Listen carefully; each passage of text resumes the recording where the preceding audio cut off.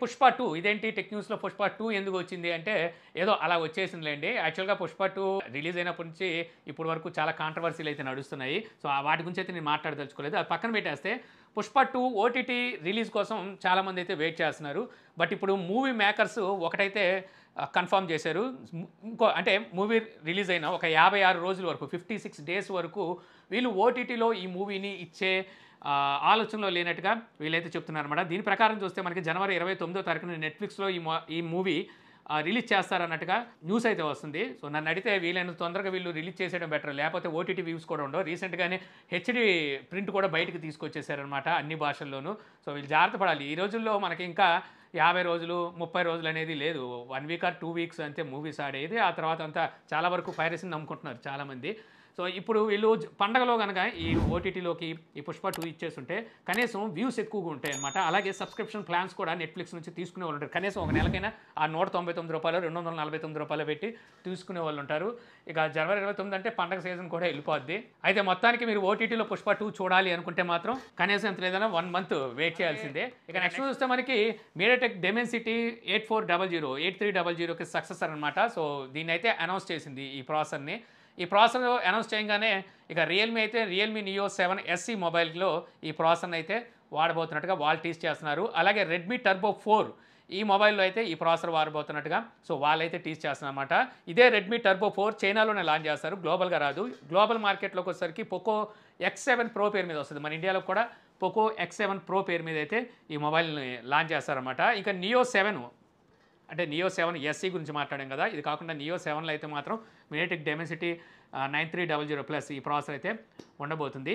ఇక Poco X7 and X7 pro వీటికి సంబంధించిన ఫుల్ స్పెసిఫికేషన్స్ అయితే బయటకు వచ్చినాయి. సో, ఇవి ఇంకా ఇప్పుడు చెప్పుకొని ఉపయోగం ఏముందండి, లాంచ్ అయ్యాక అప్పుడు మాట్లాడుకోవచ్చు. ఇంతకుముందు నేను చెప్పినట్టుగా X7 ప్రోలో మీడియాటెక్ డెమెన్సిటీ 8400 ప్రాసెసర్ వాడితే X7లో మీడియాటెక్ డెమెన్సిటీ 7300 అల్టిమేట్ ఈ ప్రాసెసర్ అయితే వాడబోతున్నారంట.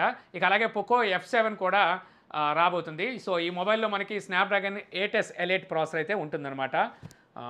అంటే మనకి 8 Elite ఉంది కదా. సో, దాంతో కంపేర్ చేస్తే ఇది సెమీ ఫ్లాగ్‌షిప్ ప్రాసెసర్ అని చెప్పొచ్చు.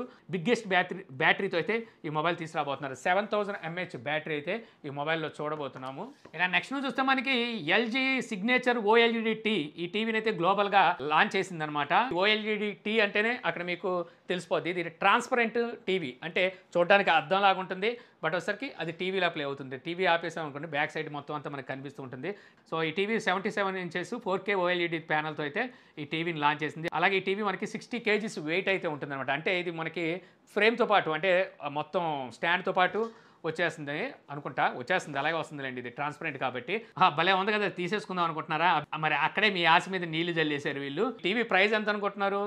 యూఎస్ ప్రైజు దాదాపుగా 51,11,000 రూపాయలు ఈ టీవీ ప్రైజ్ అయితే పెట్టారనమాట. 51,11,000 రూపాయలు టీవీ మన ఇంట్లో ఉండాలంటే మన ఇల్లు ఒక రాజమందిరం అయి ఉండాలి. రాజ్‌మహల్ ఉంటుంది చూసారా, అలాంటి చోట పెట్టుకోవాలి. వాళ్ళు కూడా పెట్టుకోరు అనుకుంటా ఇన్ని లక్షలు పెట్టి టీవీలు. అవసరమైతే ఒక లేజర్ ప్రొజెక్టర్నైనా వేసేసుకుంటారేమో. ఇక నెక్స్ట్ చూస్తే మనకి సామ్సంగ్ గెలాక్సీ M16 5G ఈ మొబైల్ సంబంధించిన ఇమేజెస్ ర్యాండర్ ఇమేజెస్ అయితే బయటకు వచ్చినాయి అనమాట. సో, ఇక్కడ మనకి మొబైల్ చూడడానికి ఎలా ఉంటుందని తెలుస్తుంది. ఇంకా చూడడానికి ఎలా ఉండేది ఏముందిలేండి, ఆల్రెడీ వీళ్ళు ఇంతకుముందు తీసుకొచ్చిన M15 మొబైల్ ఫోన్ చూడడానికి ఏ డిజైన్లో ఉందో అదే డిజైన్లో తీసుకొచ్చారు. అదే వాటర్ డ్రాప్ నాచ్, అదే పెద్ద చిన్తో ఈ మొబైల్ అయితే రాబోతుందన్నమాట. ఈ మొబైలు కెమెరా దగ్గర మాత్రం కొంచెం ఏదో 2 కెమెరాలు సపరేట్ చేసి ఒక కెమెరాని సపరేట్ చేసి ఆ ప్లాట్ఫామ్ని ఏదో మేనేజ్ చేసి కొత్తగా ఏదో చూపించడానికి తీసుకొచ్చాం అన్నట్టుగా. అంటే డిఫరెన్స్ ఉండాలి కదా M15కి M16కి, అలా చూపించడం కోసం తీసుకొచ్చినట్టుగా ఉంది. కానీ పెద్ద డిఫరెన్స్ అయితే మామూలుగా అయితే లేదు. ఈ మొబైల్లో మనకి మీడియాటెక్ డెమెన్సిటీ 6300 ఈ ప్రాసెసర్ అయితే ఉండబోతుందంట. ప్రీవియస్ జనరేషన్లో మనకి 6100 ప్లస్ ఈ ప్రాసెసర్ వాడారనమాట M15లో. ఇక ఫైనల్ చూస్తే మనకి OnePlus Watch 3 సో, ఈ వాచ్ 3కి సంబంధించిన ఇమేజ్ అయితే బయటకు వచ్చిందనమాట.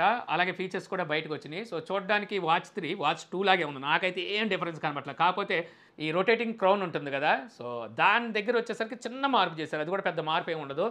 2కి 3కి వచ్చేసరికి జస్ట్ రొటేట్ చేసే దాని దగ్గర మనకి యాపిల్ లాగా ఆ లైన్స్ అయితే ఇచ్చారు. కొంచెం గ్రిప్ ఉండేలాగా అయితే ఇచ్చారు.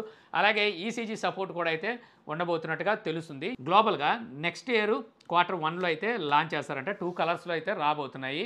యాక్చువల్గా మనకి వాచ్లో చూస్తే మార్చి నెల అని చెప్పి కనిపిస్తుంది. జనవరి, ఫిబ్రవరి, మార్చ్, మేబీ మార్చి నెలలో 6వ తారీఖున ఏమైనా ఈ మొబైల్ని లాంచ్ చేస్తారా? ఫ్రైడే వచ్చింది అంటే వాచ్ మీద అయితే మనకి ఆ టైం లైన్ అయితే కనిపిస్తుంది. ఇక మనకి OnePlus 13 సిరీస్ మొబైల్స్ని అయితే జనవరి 7వ తారీఖున లాంచ్ చేయబోతున్నారు. మేబీ అక్కడ దీనికి సంబంధించి ఏదైనా మనకి హింట్ కానీ ఏదైనా రివీల్ చేసే అవకాశం అయితే ఉంది.